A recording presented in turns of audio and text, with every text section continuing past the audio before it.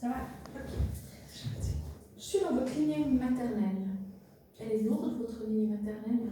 C'est ce qui vous empêche le plus de vous épanouir. C'est l'info que j'ai.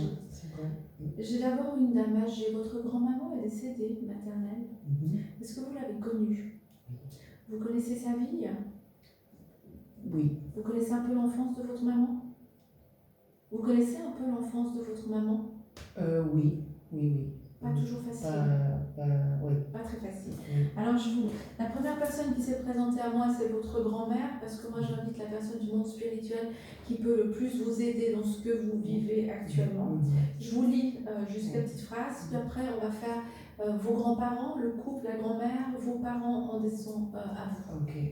Et puis, je suis accessible, je ne suis pas en transe, vous pouvez me parler s'il y a des questions. Oui, merci beaucoup. Elle dit ici, donc là-haut, j'ai enfin eu le sentiment d'être quelqu'un et d'avoir ma place. Cela m'a fait tellement de bien.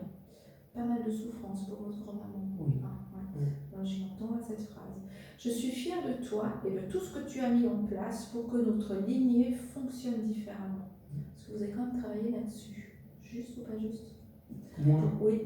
Si je suis travaillée... Elle dit que vous avez travaillé pour remettre les femmes dans plus de lumière que ce qu'elles ont subi jusqu'à présent. Vous avez fait un travail pour libérer des colères, des chagrins.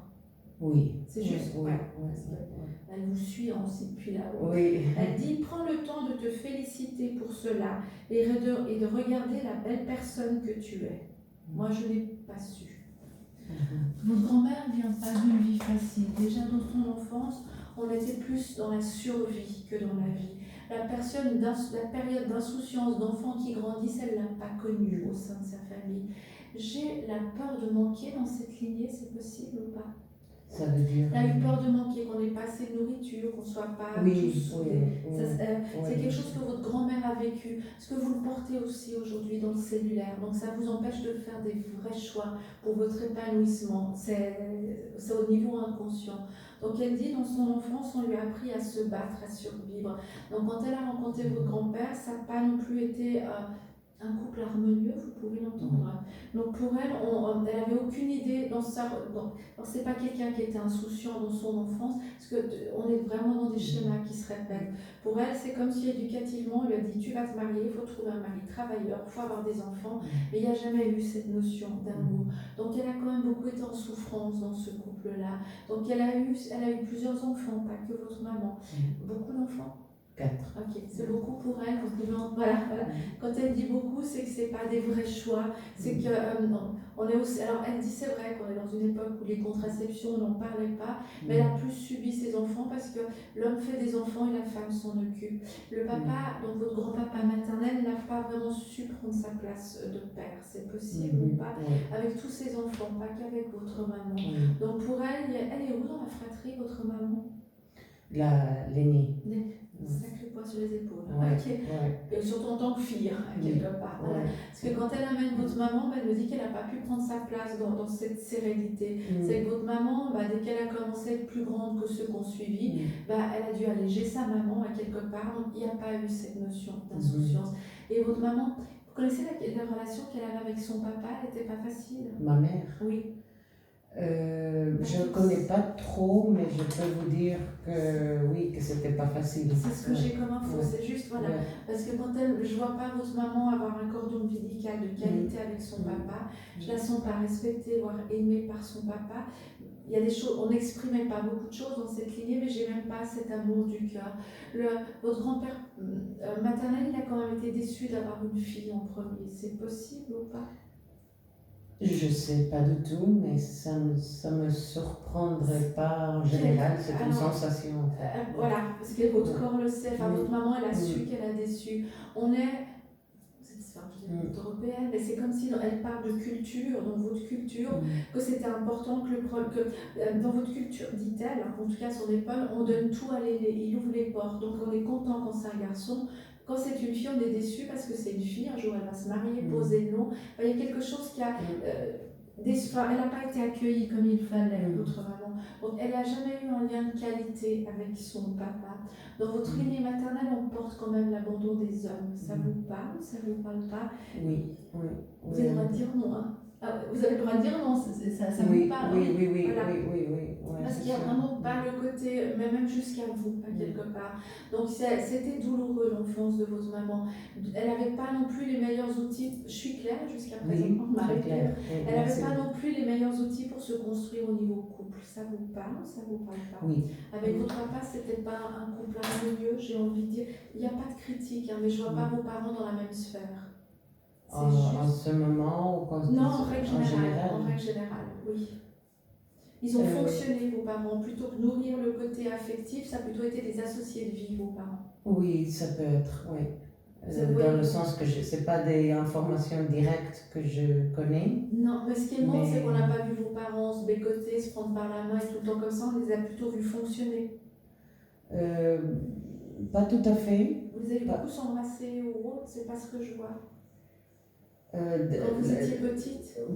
C'est assez intéressant et drôle parce que moi, j'ai pas une mémoire très claire de mon enfance. Ok. En fait. Mais ça peut être vrai. Vous avez des images depuis quel âge de vos parents? Vous arrivez à remonter jusqu'à quel âge? Alors oui, c'était presque vers mon adolescence, quand je commence l'adolescence, voilà. Plus ou moins. Puis là, vous les avez vus s'embrasser, se respecter, vraiment avoir beaucoup d'amour de l'un pour l'autre? Oui, en règle générale. Alors c'est pour ça que peut-être ça peut être vrai ce que vous dites. Ok. Ouais. Alors moi, des fois, on ne peut pas le confirmer. En fait, je vais aller plus loin. Donc, ce qu'elle explique, c'est que on ne fait pas confiance aux autres, on doit se protéger. Votre maman, c'est pas que vos parents se sont pas aimés, de loin pas. Parce qu'elle dit que c'est des jolis associés de vie qui ont œuvré avec les outils qu'ils avaient. Votre papa vient pas non plus d'une vie facile. Vous savez, oui, ça n'a pas l'air tellement mieux l'enfance de votre papa. Oui, voilà. Pas facile, ouais. Parce que quand elle met vos parents, ils ont leurs deux, sans jugement, c'est deux handicapés émotionnels, on va dire, qui n'ont jamais posé leurs blessures. Donc ils se sont bien compris, ils se sont soutenus. Donc c'est un joli couple, mais c'est pas un couple qui a pu grandir et vous transmettre de la légèreté. On est plutôt. Alors c'est dans ce sens-là que je vois pas vos. Moi je voyais le côté affectif parce qu'on me montre qu'on est dans une bulle chez vos parents, on est soudés, on est une équipe gagnante, on laisse pas de place à l'affectif. Dans l'inconscient de votre maman qui porte l'abandon de son papa d'une certaine façon, des hommes de la lignée en héritage, il fallait aimer plutôt avec la tête qu'avec le cœur. Parce que votre maman, c'est comme si elle s'est toujours préparée au pire. C'est possible ou pas? Vous voyez votre maman vivre le temps présent? Souvent se poser des questions. Oui. Parce que je ne la vois pas dans le moment présent. À aucun moment de sa vie, elle a pu être dans le temps présent. Ok, on est là, c'est comme si pour votre maman, ce qu'on a aujourd'hui, c'est pas sûr qu'on l'ait demain, il faut toujours se battre. On est quand même dans une notion de battre. Alors pour vos deux parents, ça c'est quelque chose qu'ils ont en commun. Votre maman a une certaine sensibilité. Elle ne se voit pas forcément. Elle n'est pas écrite sur son visage, la sensibilité de votre maman, si on ne la connaît pas. Oui, c'est vrai. Elle me dit que quand on la voit, on a l'impression qu'elle est bien dans ses aspects, que c'est une matrone qui maîtrise tout. Puis si on gratte un petit peu, il y a une jolie sensibilité. Puis comme cette sensibilité n'a jamais été reconnue par son papa, du coup elle camoufle un petit peu ça. Vous n'êtes pas toute seule non plus dans la fratrie. Non, j'ai un frère. Je voyais le côté masculin et féminin. Votre maman, en revanche, contrairement à cette grand-mère, c'était important d'avoir des enfants. Juste ou pas juste? Oui. Voilà, c'est quelque chose qui était un aboutissement. Elle n'aurait pas imaginé, votre maman n'était pas dans cette éducation, on se marie, on fait des enfants. C'est qu'on se marie parce qu'on s'aime, parce que pour moi, vos parents, c'est quand même une histoire d'amour. Vous le savez ou pas? C'est pas, ça a l'air d'être moins le cas, la grand-mère, voilà. C'est une histoire d'amour, on s'aime, puis on s'aime tellement qu'on a envie d'avoir des enfants. Mais c'était pas toujours évident pour votre maman d'être une maman par rapport à son enfance. C'est vrai. Voilà. Elle a essayé de donner le maximum, elle a essayé de faire au mieux, mais elle a essayé de guérir les choses non réglées chez elle. Et puis, vous en avez fait les frais en étant la fille, j'ai envie de dire un petit peu. C'est possible ou pas? De faire... C'était plus lourd à porter votre enfance pour vous que pour votre frère? Oui. C'est ce qui... voilà. Ici, on est très dans l'inconscient, j'ai envie de dire. Pour votre maman, vous êtes la première? Voilà. Parce que pour votre maman, mettre au monde une fille, ça la renvoie à ce qu'elle a subi, à ce qu'elle a senti dans son arrivée au monde, qui n'est pas intellectuel, puis de se dire, mon Dieu, elle va devoir se battre à quelque part. Alors que mettre au monde votre frère, c'est comme si on s'inquiète moins pour les garçons, parce que les garçons, dans votre programmation cellulaire, les garçons ont plus de chance. C'est pas forcément le cas, mais pour votre maman, ça a été difficile. C'est comme si elle a voulu beaucoup vous protéger, puis en même temps vous donner des outils pour vous armer. Donc, vous avez aussi une hypersensibilité qui n'a pas non plus été nourrie par votre maman. C'est possible ou pas? Elle a, dans sa survie, elle a réussi à gérer sa sensibilité, puis en fait vous avez fait miroir avec elle, parce que c'était pas toujours évident la relation avec votre maman. C'est juste ou pas juste? Il y a eu des colères contre votre maman? C'est intéressant de me demander ça en fait, parce que je ne sais pas, disons, j'ai pas de colère particulière. Elle vous a énervé des fois? Oui. Okay. Oui. Alors c'est dans c'est ça. Ok. C'est ça. C'est pas des grosses colères, mais vous êtes en paix aujourd'hui par rapport à ça. Oui. Vous avez travaillé là-dessus? Alors là, non. Je crois que ça fait partie de tout ça dans ma vie en ce moment. Vous avez fait une jolie prise de conscience, parce que je sens les colères de votre maman, je les vois là, mais c'est comme si avant elles étaient comme ça, c'est des petites colères, mais une accumulation de choses. C'est comme si vous êtes en train de vous rendre compte que tout ce que vous n'arrivez pas à réaliser dans la vie, je ne vais pas dire que c'est à cause de votre maman, mais un petit peu, voilà. Sans jugement sur elle, c'est un petit peu à cause d'elle. Donc il a fallu prendre conscience que c'était pas une méchante maman, que si, que ça. Puis du coup, ça a libéré beaucoup de choses, parce que votre maman a beaucoup d'amour pour vous. Vous le sentez ou pas? C'est pas forcément verbalisé, mais c'est comme ça. Vous êtes important. Elle est fière de sa fille, votre maman. Il n'y a pas de préférence avec le garçon. Je vois pas au niveau du cœur. C'est juste ou pas juste? Alors, ça, c'est une bonne question. C'est ce qu'elle nous dit. Votre maman, elle a peut-être plus envie de vous protéger ou d'être là parce que les filles sont fragiles et les garçons se débrouillent. Mais moi, je ne vois pas de préférence. Je ne vois pas que vous êtes mis de côté. Elle s'inquiète plus pour vous, pour votre frère. Enfin, il y a eu des. Surtout quand vous étiez plus petit. Et la qualité d'amour, elle est toujours là. La relation avec votre papa, elle est comment? Bien. Il a toujours pris sa place, votre papa? C'est votre maman qui a plus pris sa place? Oui, c'est ma mère. Voilà. Parce que j'ai pas, comme votre maman, j'ai pas non plus ce cordon ombilical quand je dis de qualité. Il y a quand même eu des manques dans votre enfance. Vous savez que vous n'avez pas un géniteur, un papa. C'est votre papa qui travaillait à l'extérieur, votre maman qui s'occupait des enfants. Il y a eu parce qu'il n'y a pas de colère contre votre papa en disant il n'a jamais été là. Il y a beaucoup de respect que vous avez pour votre papa. Mais c'est comme s'il n'a pas eu le temps et pris le temps de se positionner. Les papas sont là pour donner la confiance en soi aux enfants. Et vous ne l'avez pas reçu, ce cadeau-là. C'est juste ou pas juste? Votre frère l'a reçu un peu plus que vous, mais quand même pas à 100%. C'est possible? C'est possible. Parce que quand je vois le cordon de votre frère et votre papa, il est là un petit peu plus, parce qu'il y a un langage d'homme, visiblement votre grand-mère, mais il est quand même pas suffisant. L'enfance de votre papa a été faite dans la rigidité, c'est possible ou pas? Un côté assez devoir et obligation?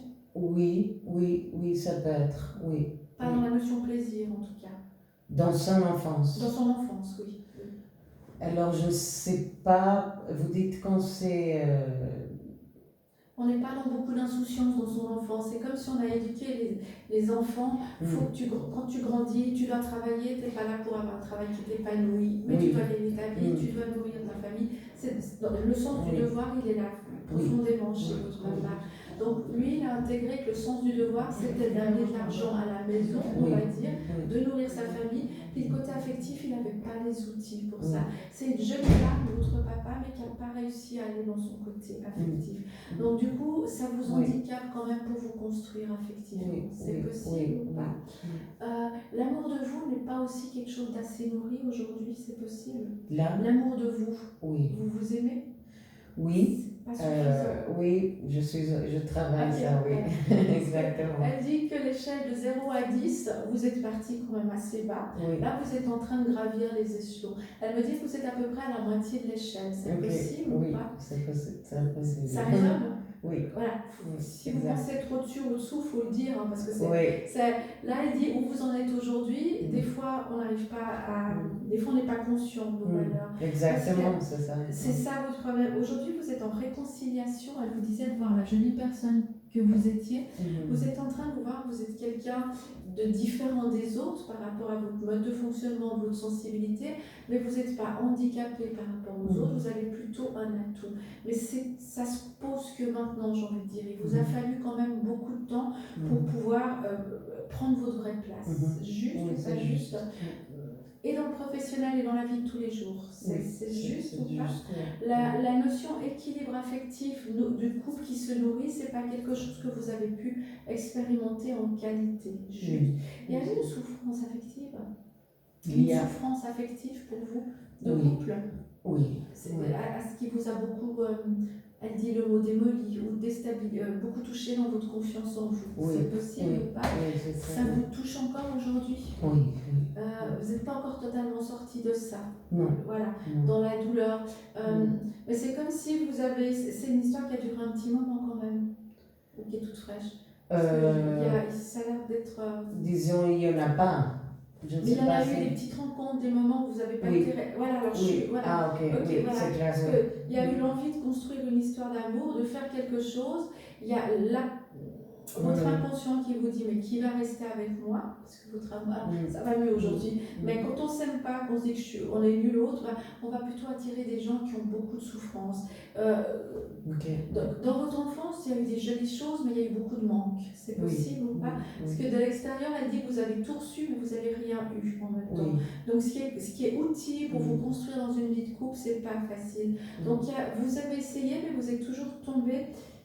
Il donne souvent là-haut le mot handicap émotionnel. Il ne faut pas le prendre mal, mais vous êtes surtout tombé sur des gens qui vous ont dit t'as besoin de rien, donne-moi tout. Enfin, il y a toujours eu des déséquilibres dans des relations affectives. Aucune relation vous a vraiment nourri, c'est juste ou pas juste. Puis ça met des colères, de la tristesse. Vous avez envie de vous poser, vous n'êtes pas fait pour vivre seul, elle me dit. C'est possible ou pas? Faire des choses que pour vous, vous n'aimez pas. Que pour moi, maintenant, oui, mais c'est... Oui, mais vous n'aimez pas, vous le faites par obligation. Non, mais c'est que je ne l'ai jamais fait avant. Voilà. Mais j'ai dû apprendre. Voilà. Mais vous préférez quand même faire des choses pour l'autre sans être... Oui, pardon, exactement. Oui. Voilà, c'est dans ce sens-là. C'est clair, vous êtes autonome, vous savez vous débrouiller, vous avez appris à vous dire que... Qui c'est qui cuisine bien chez vous? Votre maman? Oui, ma mère. Voilà. Oui. Et vous?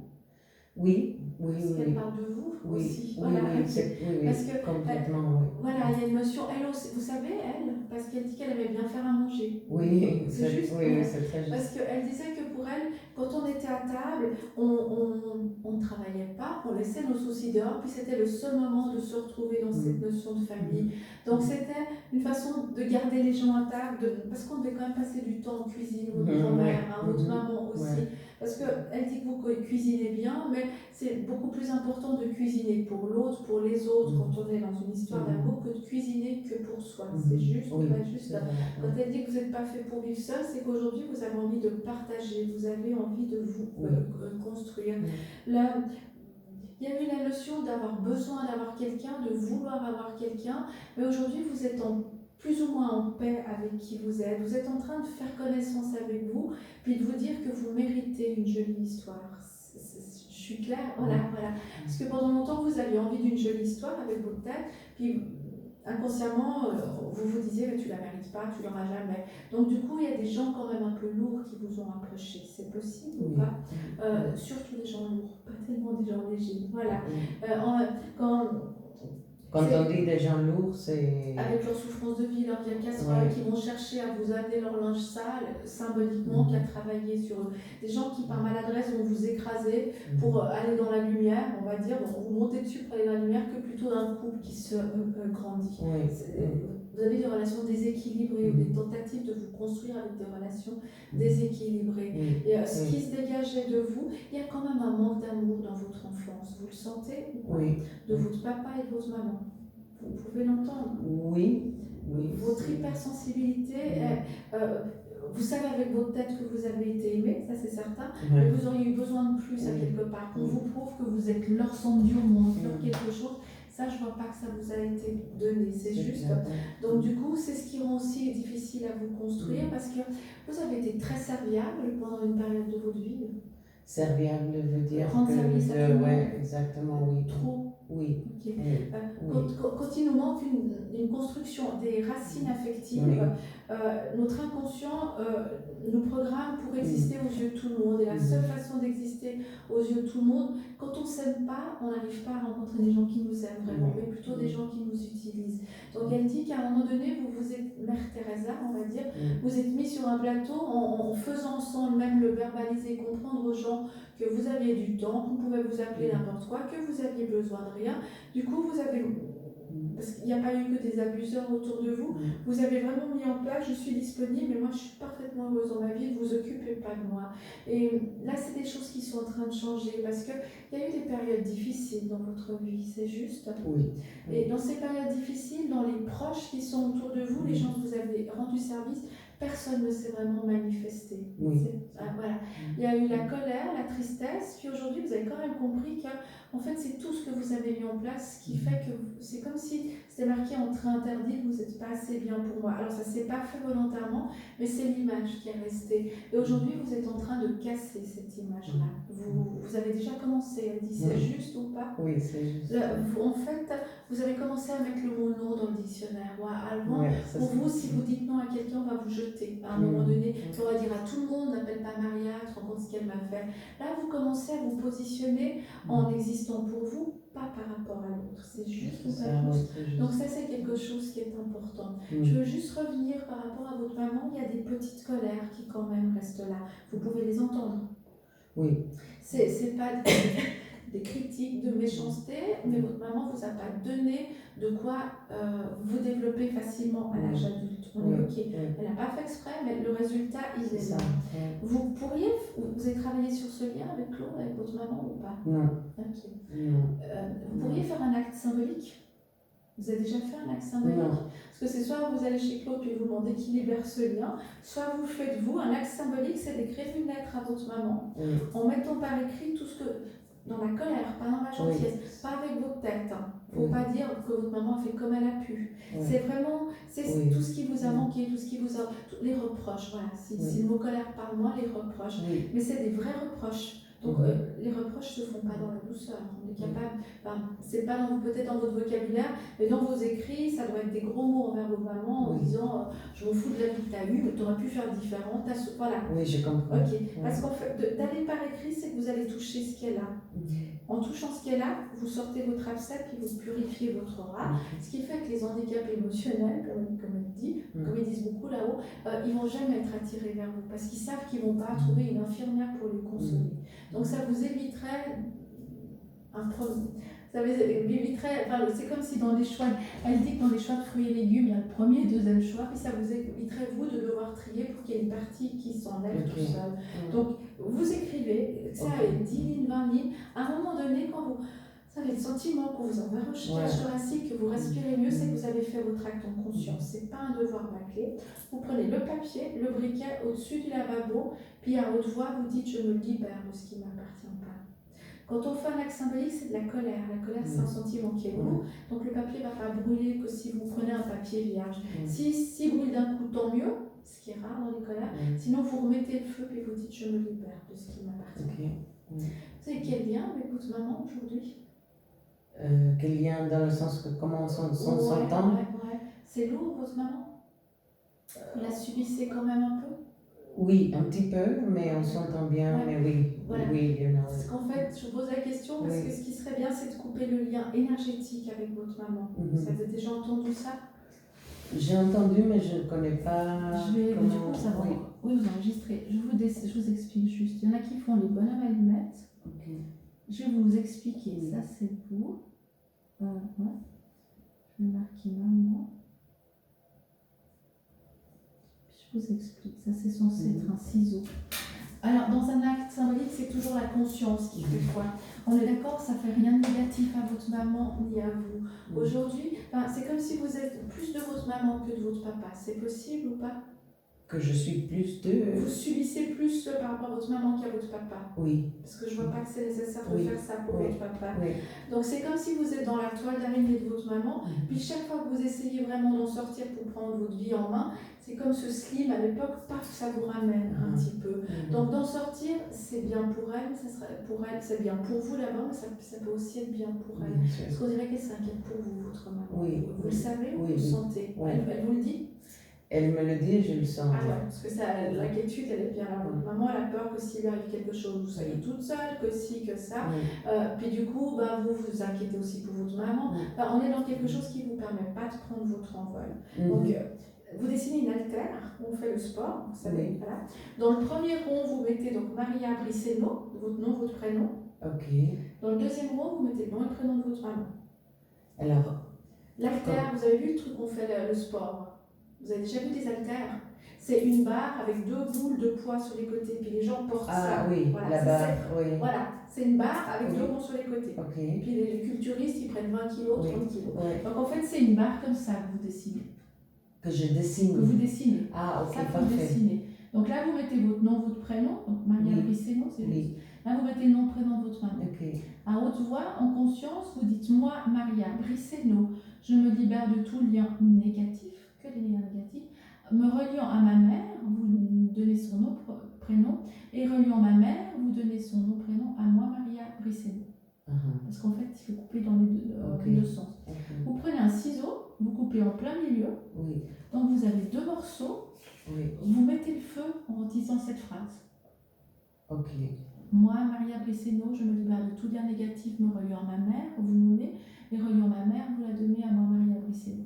Vous coupez la chaîne, en fait. Vous me redonniez à moi, c'est ça? Vous l'avez... comment je vous redonne? Non, la phrase. La phrase que... C'est la même qu'au début. Moi, Maria Brisseno, je me libère de tout lien négatif me reliant à ma mère, Madame XYZ, et reliant ma mère, Madame XYZ, à moi, Maria Brisseno. Ok, j'espère que j'ai bien compris, c'est les mots à utiliser. Vous l'avez mais oui, si jamais vous m'envoyez un WhatsApp parler, comme ça je peux vous répondre par parler. Donc vous le faites, vous coupez en 2, vous les mettez comme ça, vous le faites, et ça doit brûler intégralement. On est d'accord? Alors vous ne prenez pas un truc qui est pas comme ça, voilà. Ça brûle plus facilement. En fait, votre grand-mère vous dit que c'est juste une façon de prendre votre vie en main. Il y a quand même beaucoup d'amour entre votre maman et vous. Donc, vous savez qu'elle n'a pas eu une vie facile. Voilà. Donc, on est dans l'inconscient familial, là, quelque part. Vous savez que... dans votre fort intérieur, c'est comme si le fait d'avoir eu des enfants a emprisonné votre maman dans ce couple-là. Elle a dû sacrifier pour ses enfants et autres. Donc il y a cette reconnaissance qui est assez forte chez vous, plus que chez votre frère. C'est possible? Plus égoïste, votre frère? C'est ce qu'elle dit. Voilà. Donc du coup, c'est quand même difficile pour vous d'être pleinement heureuse. Il y a de la pudeur par rapport à votre maman. Donc vous seriez parfaitement heureuse, amoureuse dans une super vie. Ça serait pas évident d'aller présenter votre bonheur à votre maman. Ça paraît con, mais il y a quelque chose qui est là, qui est fort. Et c'est pour ça que de couper ce lien, ça va vous permettre de vous occuper de vous. Vous ne pourrez pas avoir une baguette magique, rendre votre maman heureuse si vous ne l'êtes pas. Vous vous inquiétez pour votre maman, puis elle s'inquiète pour vous. Donc du coup, vous avancez de pas, mais vous reculez d'un et demi à quelque part. Donc c'est vraiment important. Puis en fait, votre maman, elle attend que vous soyez bien dans votre vie. Elle s'inquiète moins pour votre frère. Ça vous parle ou pas? Il est en couple, votre frère? C'est pas forcément un couple hyper épanoui, vous savez? Non, parce que c'est pas beaucoup de communication pour savoir, mais... Vous les voyez des fois fonctionner ensemble? Oui. Comment vous les sentez? Bien, en général, oui. Elle me dit que c'est un modèle de couple comme vos parents un petit peu. Ils fonctionnent, il y a une solidarité. C'est possible ou pas? C'est possible. Vous les voyez toujours se prendre dans les bras ou ce genre de choses? Moi, je vois plutôt que c'est des gens aussi qui... on est aussi un peu comme votre papa dans le devoir. Alors, c'est pas une critique. Oui, non, je comprends bien. C'est pas le style de couple que vous souhaiteriez faire, elle dit. Oui, c'est clair. C'est juste. Ça peut être. C'est une petite. Vous n'êtes pas en train de vous dire waouh, je veux le même couple que mon frère. Vous aimeriez quand même quelque chose de différent. C'est pas du tout un couple c'est pas quelque chose qui vous convient. Parce que pour moi, entre le couple de vos parents, ça a l'air plus facile pour votre frère que pour vos parents quand même. Entre le couple de vos parents et de vos frères, il n'y a pas forcément des grandes différences. On veut que notre famille soit... On s'oublie quand même. Lui veut que sa femme soit heureuse, que il y a des enfants aussi. Oui. Voilà, parce que les enfants soient heureux tout, mais c'est comme si à aucun moment il se demande s'il n'est pas malheureux, hein, mais à aucun moment il s'arrête pour lui, pour vraiment s'occuper de lui, un petit peu. Comme votre papa l'a fait, mais il a quand même l'air d'être un papa plus présent, votre frère, que votre papa, avec ses enfants. Alors c'est pas une critique sur le couple, c'est pas qu'il va exposer, mais c'est pas du tout ce qui vous convient un petit peu. Puis votre frère, il vit assez en circuit fermé, votre frère. Oui. C'est juste